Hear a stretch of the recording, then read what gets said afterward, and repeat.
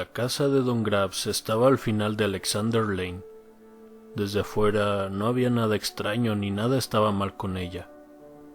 Todas las casas embrujadas en películas son ruinosas o están cubiertas de telarañas, pero la casa de Don Grabs era la típica casa de rancho suburbana repelente. La fachada era de un café pálido. Había 3 gnomos plásticos pequeños acomodados aleatoriamente en el jardín frontal. Pudo haber sido la casa de cualquiera, pero la cultura local se la dedicaba a un tal señor Grabs. En realidad, probablemente solo era una casa de mierda que nadie quería, pero esa no era la historia que nos contaban cuando éramos niños. Debió de ser pasada de generación a generación, porque incluso mis padres sabían la historia del señor Grabs. Él era una leyenda en nuestro pequeño pueblo. A nadie le gustaba ir cerca de esa casa. Tenía un amigo, Ronald, que vivía en la misma calle, y si golpeábamos la pelota demasiado cerca de la casa abandonada, solo la dejábamos ir. Ahora le pertenecía a él. La casa estaba contaminada de frisbees, bolas de béisbol y otros recuerdos de la infancia. Esta es la historia de Don Grabs. Básicamente, hace 100 años, un montón de pedófilos se mudaron a la ciudad. Todos vivían en Alexander Lane. A los ciudadanos no les gustó esto, y quemaron todas sus casas, con ellos dentro, por supuesto. Pero algo no se quemó, la casa que pertenecía al señor Grabs. Él era el peor del montón. No solo secuestraba niños, sino que los asesinaba en todo tipo de formas repugnantes. La leyenda cuenta que Don Grabs aún vivía ahí, acechando la propiedad y agarrando a cualquier niño que se aventurara demasiado cerca. Obviamente, esta era una historia estúpida. No solo no tenía sentido. Esa casa no fue construida hace 100 años, sino que nunca ocurrió ninguna migración masiva de pedófilos en esta ciudad. Pero era una buena manera para que nos pudiéramos asustar entre nosotros cuando éramos niños. Una vez hicimos que Ronald abriera la puerta de su casa y entrara. Salió de inmediato chillando por el miedo y todos huimos. Crecí y dentro de poco formé una familia propia. 3 niños, 2 chicos, Aiden y Preston, y una chica, Malia. Había escuchado a los demás niños murmurando acerca de Don Grabs para tratar de asustar a Malia. Aparentemente, en las nuevas historias, Don Grabs era un espíritu vengativo que tenía que asesinar a niños pequeños para mantenerse con vida. Reprendía a los chicos por sus mentiras, pero Malia no temía. Siempre había sido una chica valiente. Malia tenía 7 años cuando se unió a las niñas exploradoras. Amaba estar afuera y construir cosas con las demás chicas. Yo era su tutor, a pesar de que soy un hombre. Llevé a las chicas a viajes de campamentos y les enseñé a construir casas de aves. De hecho, fue bastante divertido. Aiden y Preston estaban más interesados en videojuegos que en explorar, así que era Malia con quien pasaba la mayor parte de mi tiempo. Pero las chicas exploradoras no eran solo diversión y juegos, también se trataba de galletas. No estaba muy ansioso por esto. Sabía que me tendría que convertir en un vendedor de galletas para mis compañeros de trabajo y familiares, pero acepté la inevitabilidad de la situación. Además, le enseñaría a Malia acerca de negocios y contaduría, lo que supongo que son buenas habilidades que puedes tener. Era nuestro primer día de venta de galletas. Nos levantamos súper temprano, su decisión, para que pudiéramos recorrer el vecindario antes de que las otras chicas lo hicieran. Sabía que íbamos a tener algunos vecinos gruñones, pero ver a Malia vestida con su pequeño ceñidor hacía que todo estuviera bien. Es decir, ¿quién puede estar molesto con una niña de 7 años emocionada? Partimos de la casa a las 6 de la mañana. Traté de convencerla de que dejáramos dormir a los vecinos un poco más, pero estaba determinada. Ella era tan linda. Era como un pequeño tractor, intenso, con grandes trenzas espesas. Me había dicho firmemente que debía quedarme en la acera. Ella tocaba las puertas y registraba las órdenes. Yo era su repuesto, básicamente. Eso estaba bien por mi parte. Primero fuimos alrededor de nuestra calle. La mayoría de las personas no contestaron. Los pocos que sí lo hicieron estaban o bastante animados y despiertos o extremadamente molestos, pero lo escondían bien. Conseguimos unas cuantas órdenes. Dentro de poco nos ramificamos a calles vecinas. Malia lo estaba pasando muy bien. Cada vez que conseguía una orden hacía un pequeño baile que casi me rompía el corazón. Eran alrededor de las 9 de la mañana cuando llegamos a Alexander Lane. Yo ya estaba muy por encima de la edad en la que creía en Don Grabs, pero mis pies cansados me estaban diciendo que me fuera a casa. «Mali, regresémonos», le supliqué. «No, papi, necesito una orden más para llegar a las 100». Me dio un beso en la mejilla y me inyectó un poco más de energía. Tocamos muchas puertas, pero no conseguimos ninguna respuesta. Malia caminó a la vieja casa de Ronald y pude ver a este asomándose por las cortinas de la ventana, pero luego desapareció. Recorrimos todo el camino hasta una calle cerrada, y la única casa que quedaba era la del señor Grabs. Malia dio un paso hacia el frente con confianza. La agarré del brazo por instinto. Ella me miró con una sonrisa. «¿No crees en Don Grabs? ¿O sí, papi?» Se rió de mí. Le sonreí gentilmente. «No, es solo que ahí no vive nadie». «¿Cómo lo sabes?» Me hizo su mejor imitación de profesora. «Supongo que no lo sé».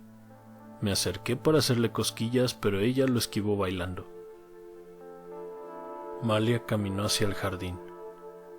Nunca había visto a nadie acercarse tanto a la casa, aparte de aquella vez cuando era niño. Mi infancia reptó por mi cuello. Aunque lógicamente sabía que no había nadie ahí, se sentía incorrecto verla caminar hacia ese pórtico.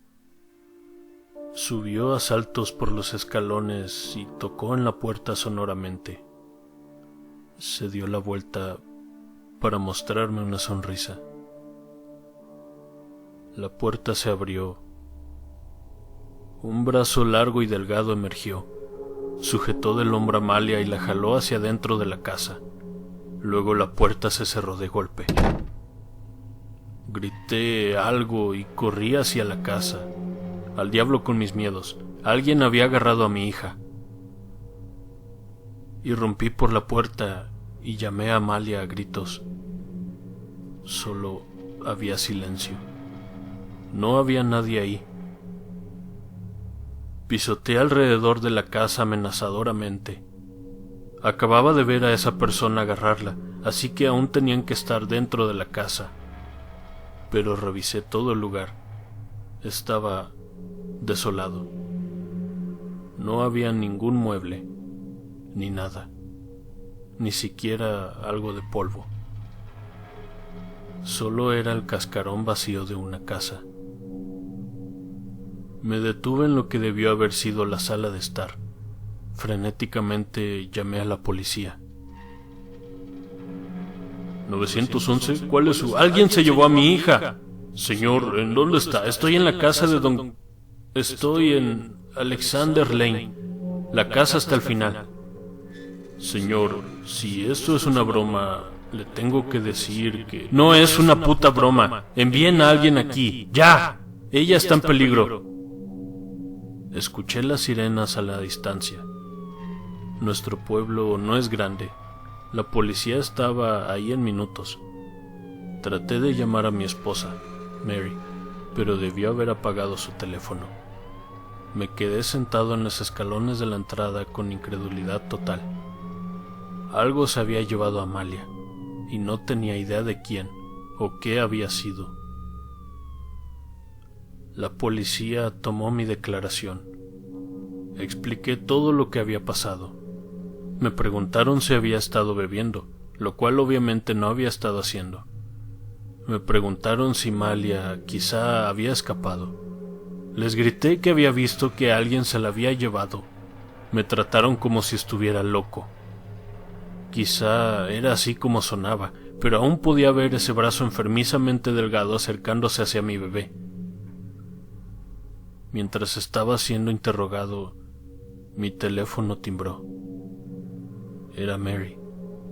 Respondí de inmediato con lágrimas en los ojos. Su tono sonaba preocupado.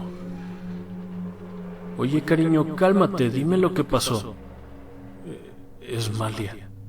¿Qué con ella? Mary siempre era bastante ecuánime. Sus palabras eran muy amables. Alguien se la llevó, Mary. Alguien la agarró y ahora se ha ido.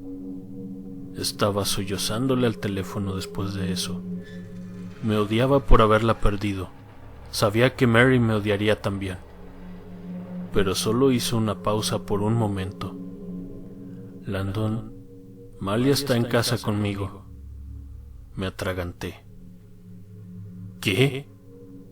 Malia está en casa conmigo. Llegó aquí hace unos 2 minutos. Me dijo que ustedes dos se separaron o algo. Dice que te ha estado buscando por horas. Dejé caer el teléfono. Los policías me miraron como si le hubiera acabado de disparar a alguien. Tragué saliva. Esto no podía ser verdad. Había pasado las últimas 3 horas con Malia. Busqué alrededor el portapapeles con las órdenes de galletas, pero me di cuenta de que Malia lo tenía cuando la agarraron. Me quedé de pie, indefenso. Mary estaba gritando desde el otro lado de la línea, tratando de comprender qué era lo que estaba pasando. El policía me condujo a casa. No pronuncié palabra alguna. Él fue quien levantó el teléfono para hablar con Mary. Trató de interrogarme un poco más, pero no dije nada. Viajamos a la casa en silencio.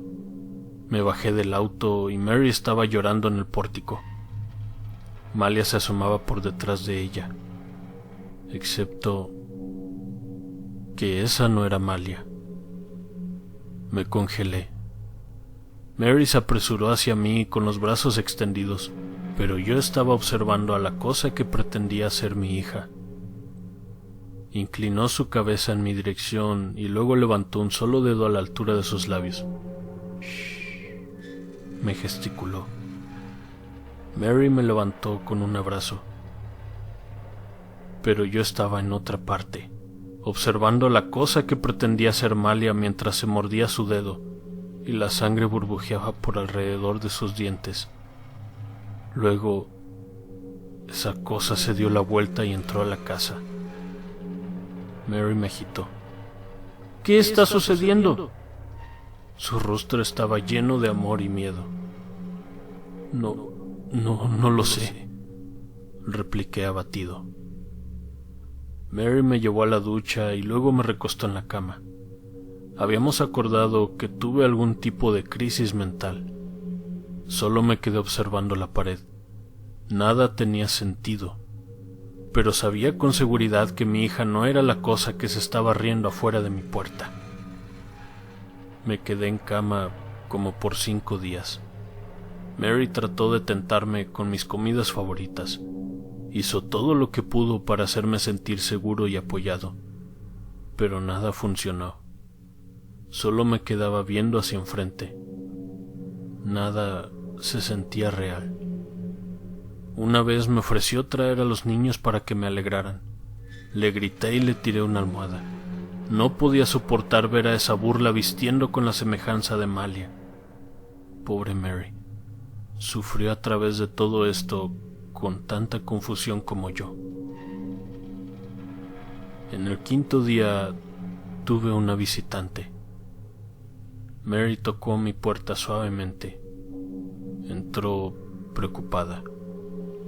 Landon, sé que necesitas espacio en este momento, pero hay alguien que quiere verte. Dice que tiene unas palabras de consuelo para ti. Una mujer caminó hacia mi habitación. Parpadeé al reconocerla. Era la mamá de Ronald. No la había visto en muchos años, pero recordaba su rostro. Me sonrió con tristeza. ¿Te importaría si me siento contigo? Lo consideré por un segundo. No era particularmente apegado a esta mujer. Solo la conocía como la mamá de mi amigo de la infancia. Rígidamente asentí para que se sentara. Los ojos de Mary se dispararon hacia nosotros dos. ¿Me debería quedar? No, dije bruscamente. La mujer se sentó al borde de la cama. Mary se veía un tanto herida por todo el asunto. Cerró la puerta sin hacer ruido. La mamá de Ronald dejó de sonreír el minuto en el que la puerta se cerró. Me miró a los ojos fijamente. Su voz era como un lecho de clavos. Dime lo que pasó. A pesar de que mi garganta se sentía como arena, sabía que necesitaba responderle.